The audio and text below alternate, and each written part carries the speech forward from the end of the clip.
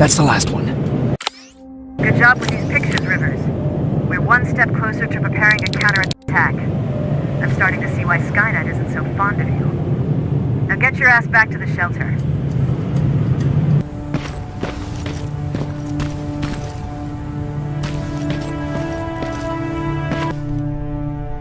Jacob, how is Pasadena?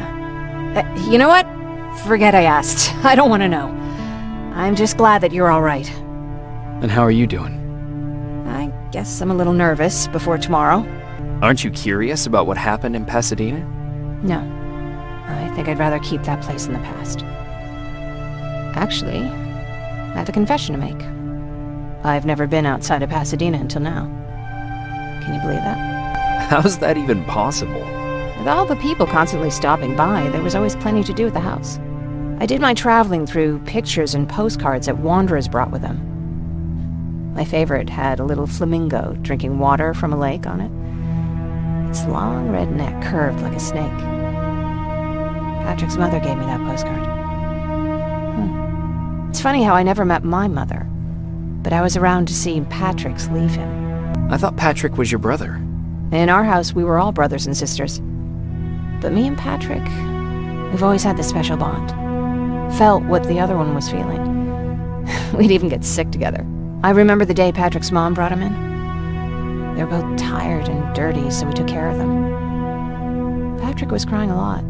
He was teething at the time. I think that was what scared her away. She just couldn't handle the crying.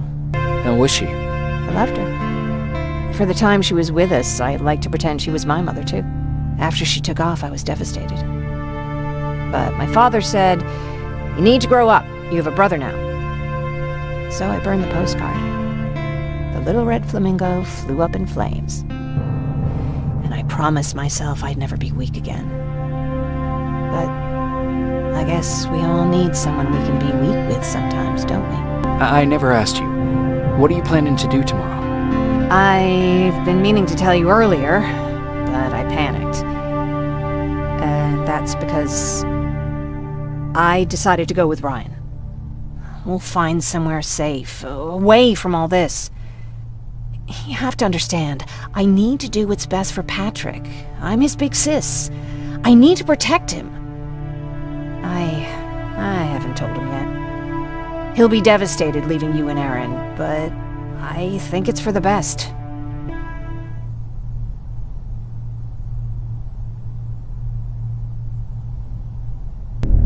Wake up! We need to move. What's going on? Everyone, wake up! You need to get out of here. Who the fuck are you? It doesn't matter. What matters is that you can't stay here any longer. She asked a question, and I suggest answering. You don't want to do that. I've got this place rigged with explosives, and there's a detonator in my pocket. You got what? Do you mind? Lower your gun, Ryan. He's the one that saved my life. What do you want from us? You have to get out of here. Skynet's on its way. They finally found you. What you mean they found us? They were looking for us? Not for you. For him. He's essential to winning this war. Skynet knows that. That's why they've been following him for months. I have to make sure nothing happens to him. In a couple of minutes, an infiltrator will walk in here trying to kill him. I can't let that happen. We have to bury that Terminator here once and for all. All right, everybody, you heard him. Let's get moving. I'll get the bus ready. There's no time for that. There's a passage here. It will lead you out. Use it. What was that? All right, everyone, get out! Jacob! Give me that. It's the same one. It's the same model. Leave! Now! How the hell's he still alive? Go! Go! Go! Watch out! Don't just stand there! Run!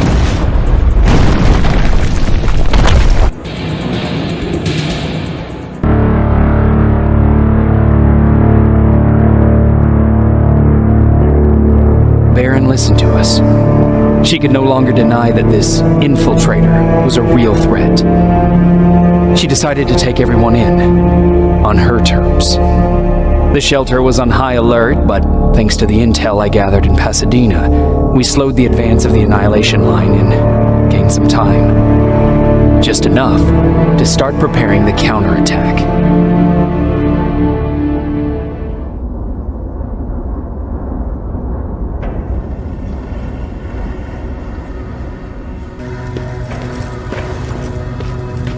Well, look at you, Sergeant. When you helped us in Pasadena the other day, I was trying really hard not to panic because you were only a private. Sorry for underestimating you. I guess I should salute or something? How's Patrick? Every day a little better. Aaron says he'll be back on his feet in no time. She's done a great job with him. I wish I could repay her somehow. It just doesn't seem that she needs anything. Getting ready for another scavenging run? No, I just came out here to catch my breath. Baron is giving us the entire evening off, believe it or not. Doesn't sound like her. I need to report to Baron.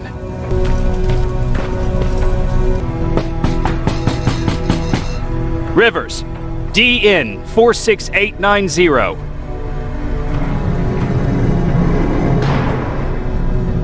The commander is expecting you in the control room, Sergeant.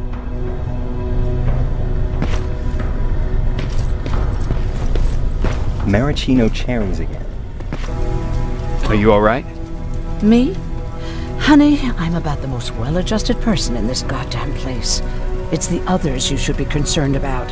You mean Ryan? Ryan ain't so hot either, but that's another story. Jennifer? I'm worried about her. I'm the one that asked Baron to give her team a little break. Jennifer's been busy scavenging supplies for the soldiers, and she hardly had time to see Patrick. And now she's finally got a day off. She's avoiding him like the plague. How's Patrick doing? He's fine, but it wouldn't kill you if you checked on him yourself. Is there anything you need? No.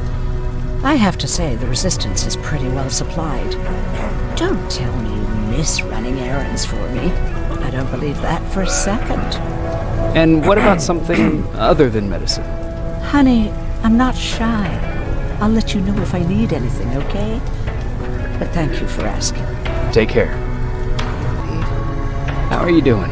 Good. Aaron's going to let me leave in a couple of days. Thanks for bringing that chalk. I've been drawing a lot. I'd be so bored without it. How do you like living in the shelter? There's a lot of people here. I like that. I heard a funny joke yesterday. You want to hear it? Yeah, tell me. What's brown and sticky? A stick! That's funny. I know, right? How's Jennifer? She's out a lot, but I understand. She's a scavenger. I have to go. Heart attack.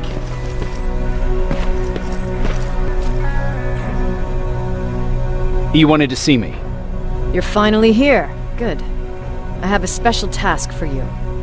I want you to head downtown to check on the doctor. Doctor? Alvin. He's out there making sure that our defense systems are working properly. Ever since we went radio silent, I had a small team of trustworthy messengers maintaining communication between our outposts. They haven't returned, so I want you to go downtown and see why that happened. Could be nothing, but Connor doesn't want any hiccups while he's up there in North Division preparing the attack on Skynet's central core. Central core? Skynet's main reactor, the source of all their power. We shut down the central core, we shut down Skynet. Connor's preparing the attack as we speak, so you understand we can't have any critical complications at this stage. Is there a problem with the radio? The Annihilation Line is within spitting distance of downtown. We suspect that Skynet will be intercepting all transmissions from that location. So for now, we're going radio silent. That's why I need you to go there personally. If you don't mind me asking, how did you end up here? Excuse me if I act a little surprised, Sergeant. But no one in here thinks it's wise to ask their superior personal questions. But since you did, I'll humor you. So, how did I get here? The same way you did. I was born, raised, and given a gun. We don't really have a say in what we do we? Or do I assume too much? Was it any different for you? Hmm? Why do you fight, Sergeant? It's the right thing to do. There's nothing noble in what we do. Humans were fighting humans since the beginning of time. It just so happens that right now we have a common enemy. If it wasn't for the machines, we'd probably be fighting each other. That doesn't mean we should give up and stop fighting. No, it doesn't. I'm just warning you. Don't hold your breath waiting for all this to be over. There will always be another war. Besides, I'm not a fighter. When I go out there in the middle of the night with my Westinghouse, I'm not looking for a fight. I look to seek and conquer. I'm not a fighter. I'm a bully. What's the difference? I don't treat them as equals. And although I know they're just machines, I want them to fear me. No one ever stands up to bullies. But I have to admit, it has its downsides. One of them being that no one ever asks me a personal question. At least not since Perry died. So congratulations, Rivers. Takes guts to stand up to a bully. I guess since your promotion, you got a little more cocky. Good for you.